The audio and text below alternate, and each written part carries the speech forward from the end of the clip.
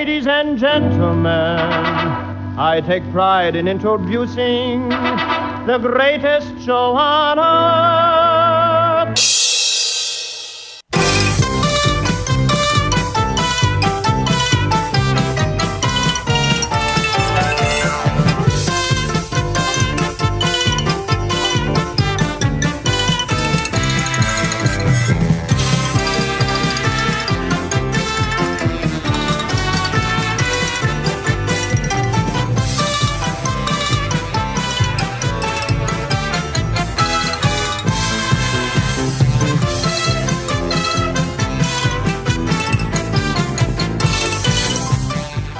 Hi, everybody. My name's Scott Gordon, and this is the Uncle Floyd Show podcast number 29.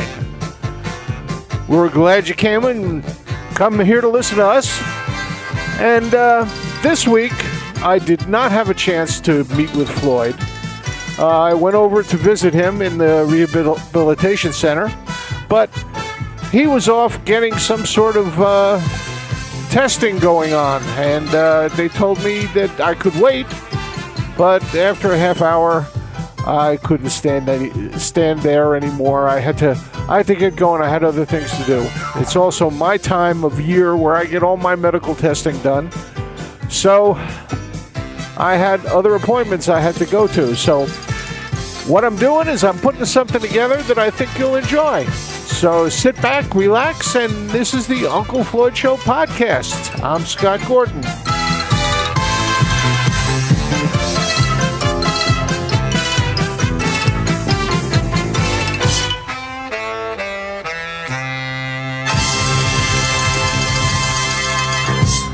I did something a little while ago when I could get together with Floyd again in the past.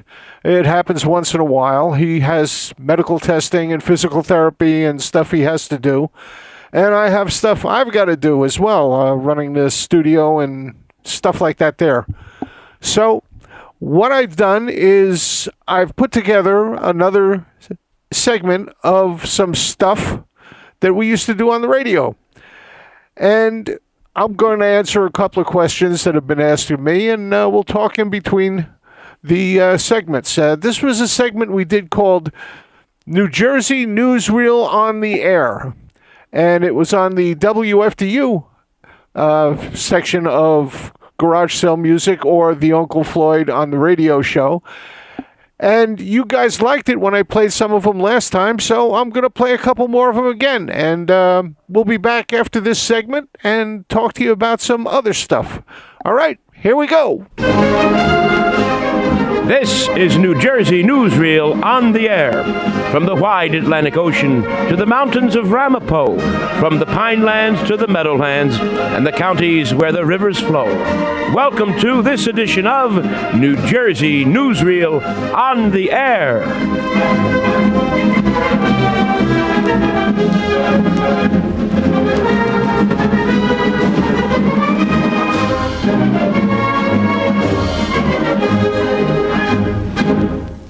Clifton, New Jersey! The 22nd Annual Parade of the Pigeons takes place on Van Houten Avenue on the city's west side. Pigeons march proudly in full review as the crowds enjoy the spectacle. Now we see the world's largest collection of pigeon coops pulled on by tow trucks. Here comes one made out of bricks. And look, the big bad wolf is desperately trying to blow it down. The crowd boos next as one particular pigeon escorted by city police passes by. A stool pigeon, that is, at the 22nd Annual Parade of the Pigeons on Van Houten Avenue in Clifton, New Jersey.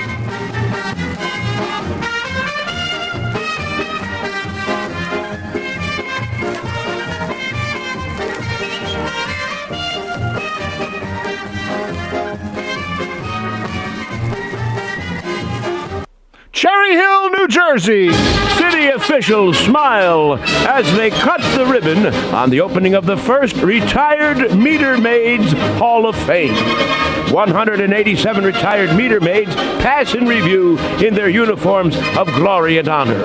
They gaily toss coins at the crowds gathered on sidewalks. Uh-oh, they're writing over expired parking meter tickets. But wait.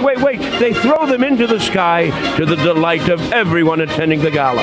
It's all in fun. Nobody gets a ticket today in Cherry Hill at the grand opening of the Retired Meter Maids Hall of Fame.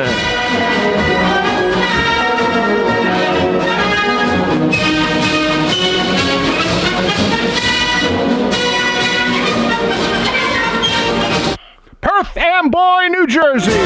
It's toilet bowl time as residents compete for the most interesting toilet bowl on display. Why, look, here's one made out of chocolate. And look, this one is a double-decker toilet bowl. And what have we here? A toilet bowl made out of ivory for those who think and like to tinkle on the ivories. But first prize proudly goes to a toilet bowl adorned with a 100-year-old living man atop reading the newspaper, of course. He wins first prize, and I guess you could say that one takes the pot.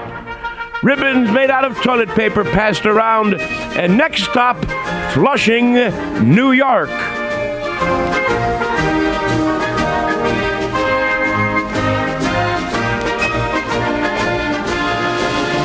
Hazlitt, New Jersey. A dirt bomb tournament has the whole town turning out as everyone is throwing dirt bombs at everyone. Clouds of smoke like dust from exploding dirt bombs rises above the town proper as laughter rings loudly through the air. Hey, what's this? A 600-pound dirt bomb being rolled by the public school's 31 custodians. Following them, the mayor and city tax collector with long-handled brooms in force for the cleanup. The crowd laughs with joy and glee at this unbelievable spectacle and sight to see. Dirt Bomb Tournament, Hazlitt, New Jersey.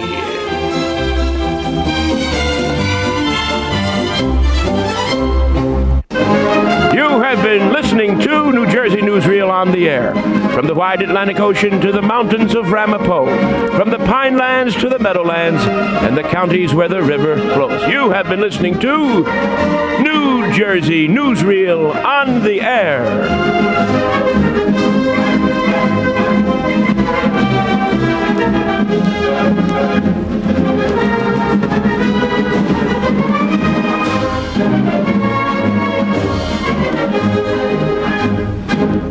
We did that every week on WFDU for about 19 weeks, and people seem to like it.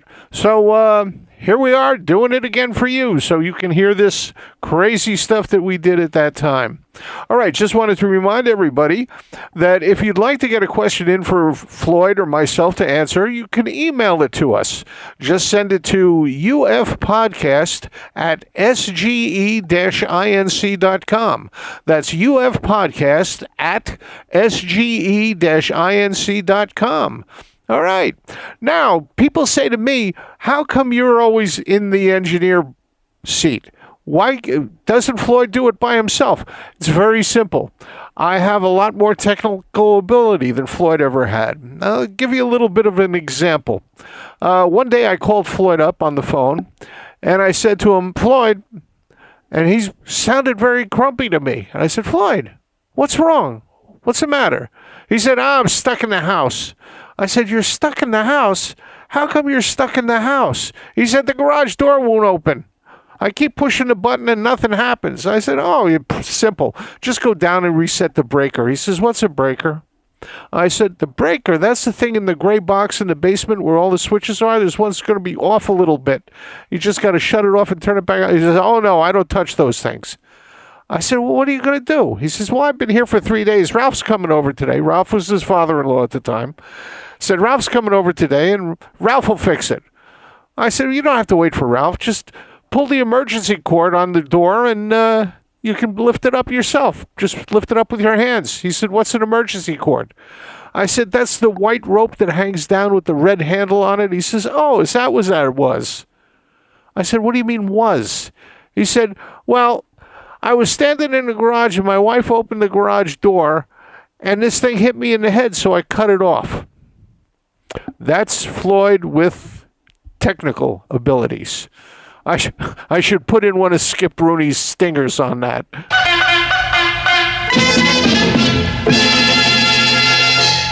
Okay, now let's get back to another episode of New Jersey Newsreel on the Air. This is New Jersey Newsreel on the Air. From the wide Atlantic Ocean to the mountains of Ramapo, from the pinelands to the meadowlands and the counties where the rivers flow. Welcome now to this edition of New Jersey Newsreel on the Air.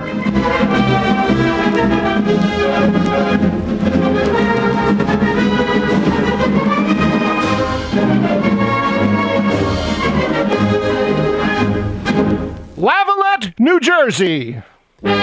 It's pogo stick time in this seaside East Coast hamlet.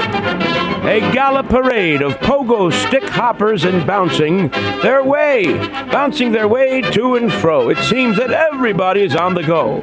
Look, here comes Uncle Sam himself. The crowds gleefully cheer, and now we see the famous mayor of Munchkin City. Hop, hop, hop! Don't stop, for if you do, you shall drop here in Lavallette on Pogo Stick Day. Weehawken, New Jersey. A gala celebrity dinner is being held at Weehawken's finest catering hall. But wait, what kind of famous folks have gathered here? Not athletes, not musicians, not politicians, but food stars we have all come to know. Why, look, there's the cream of wheat chef. And now we see Chef Boyardee with Orville Rickenbacker. Look, it's Aunt Jemima, Uncle Ben, and Captain Crunch all together. Too much to handle. Just in time, it's Speedy Al. That Speedy Al Caselser here at the Weehawken Gala Celebrity Charity Dinner.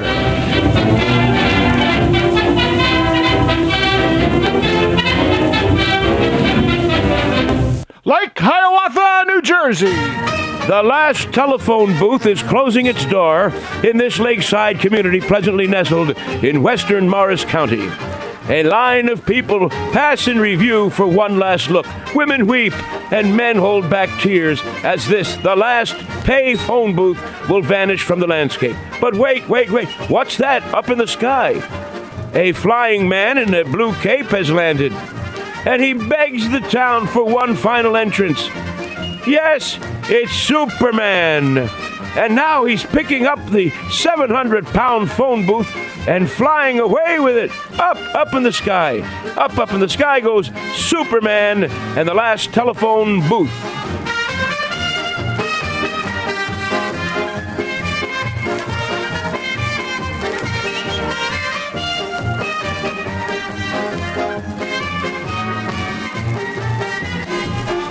Silverton, New Jersey. The city council has passed a resolution that all sidewalk lemonade stands run by small neighborhood children must be licensed. Fees range from $5 for operating on a dead-end street up to $500 for operating on a county or state highway. Now we see children in protest dumping their pitchers of ice-cold lemonade down the sewer and into the street gutters. What a terrible sight to behold as local politicians get pelted with soggy, gushy, wet lemons.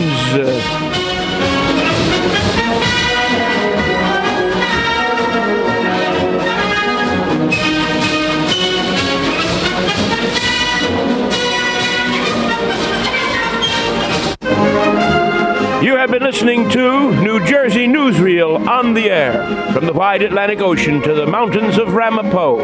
From the pinelands to the meadowlands and the counties where the rivers flow. Thank you for listening to New Jersey Newsreel on the Air.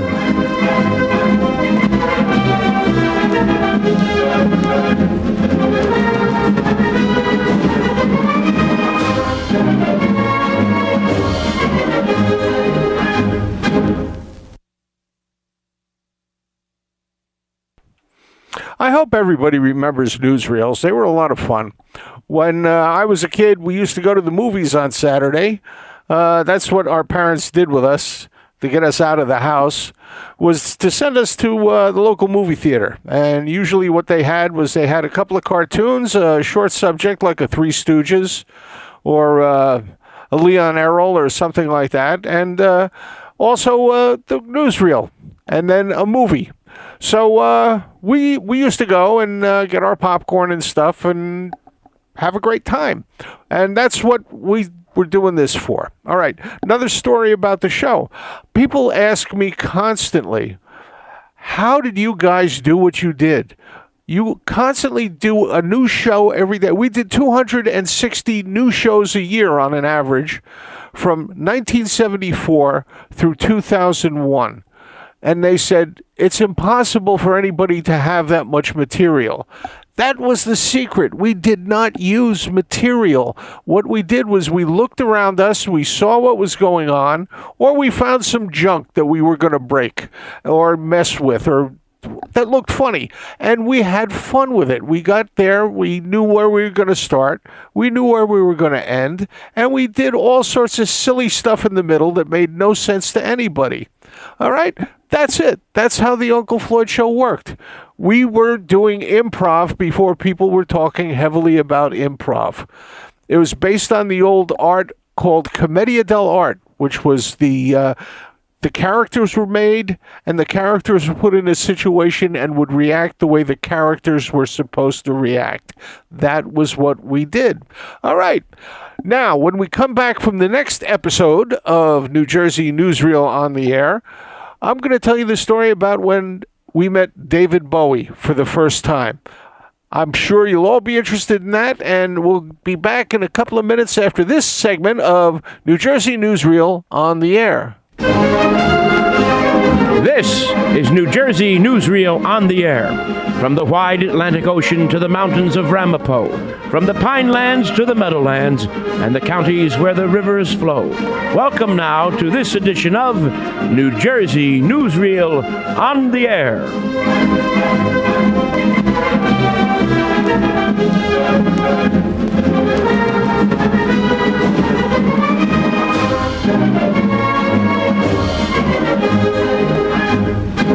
Succasana, New Jersey. It's trouble at the bowling ball factory as workers go on strike. Workers here demanding more spare time. A representative for the bowling ball factory wants to pin down the reasons for the strike, but workers have 300 points to propose to their boss. He rejects their 300 points and issues a stern statement to their leaders, Mr. Lane, Al Lee, and Mr. Ball. He yells at them madly, waving his arms, and says, "Get back to work right now, or you'll end up in the gutter." Midland Park, New Jersey. A pot pie eating contest takes place in the suburban North Jersey town. Contestants sit side by side at 40-foot-long wooden tables, napkins tucked under their chins as they await the signal to begin. And there they go, hands behind their back, heads bobbing up and down as those competing for the first prize gobble turkey, chicken, beef, and vegetarian pot pies, one after another. The winner emerges with a pot belly upon eating his 75th pie, and town officials award him with a giant copper brass kettle. Oh, my goodness. I guess you could say that takes the pot at the pot pie eating contest in Midland Park, New Jersey.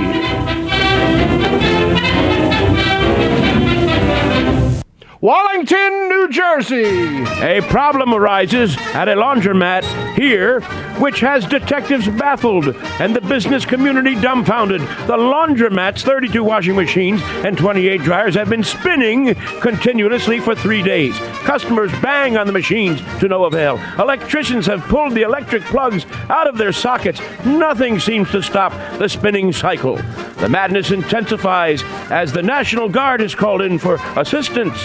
Here we see a crazed woman kicking a dryer in hopes of stopping it. What's this? What is it? Members of our national press, newspaper, magazine writers, television reporters, they all arrive on the scene, all trying to get the spin on this fantastic story.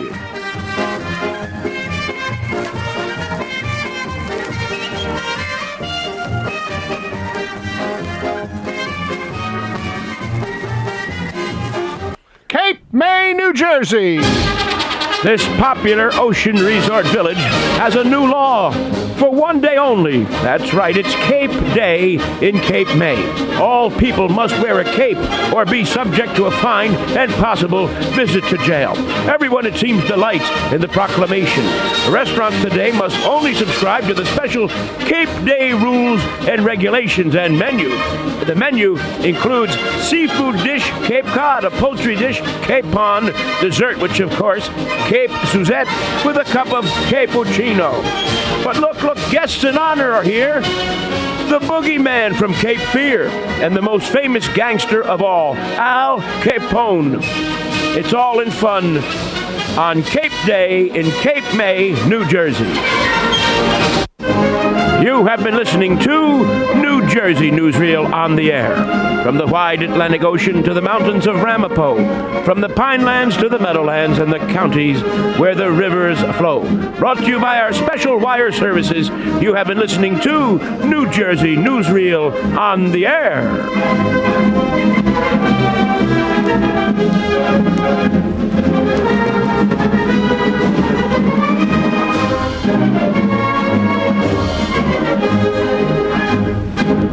I just wanted to remind everybody that every Tuesday night at 8, we have a date on the Stage It platform. I show clips of the old Uncle Floyd TV show, and we sit there and we talk about it. There's a chat line where you can ask a question and I'll answer it.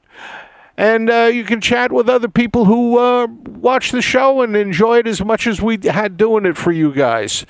You can get to it very, very easily. It's every Tuesday night at 8 p.m. Eastern. Every Tuesday night at 8 p.m. Eastern. It's a live stream with clips of the show. And it's at theunclefloydshow.tv. That's theunclefloydshow.tv. Every Tuesday night at 8, we have a date.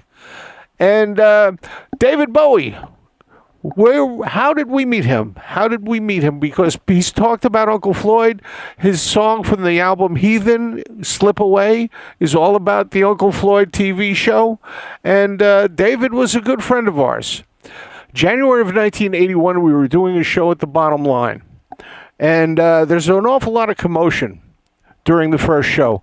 And we look outside, and there's all sorts of commotion around the center table. It's the table that's usually reserved for VIPs. And we said, what's going on out there? And they said, don't you guys know? David Bowie is here. I said, David Bowie, wow, he's here to see us? So we went out, we did the show, and we're watching David Bowie. We're trying not to acknowledge him, let him have a good time sitting and watching the show. And we noticed that in the musical parodies, like Cowboy Charlie, he's singing along. He knows the routines that we're doing, which means he's seen them. This baffled us completely. So we finished the show up. We're in the dressing room, and David Bowie comes back. And he walks in and he says, hi, you guys are really funny. I really enjoy your show. And we're talking to him, having a nice chat with him. And they brought champagne and stuff. And my wife, Diane, got a little happy at the time. And she was kind of drooling all over David Bowie. But she sat down and she was quiet for a while.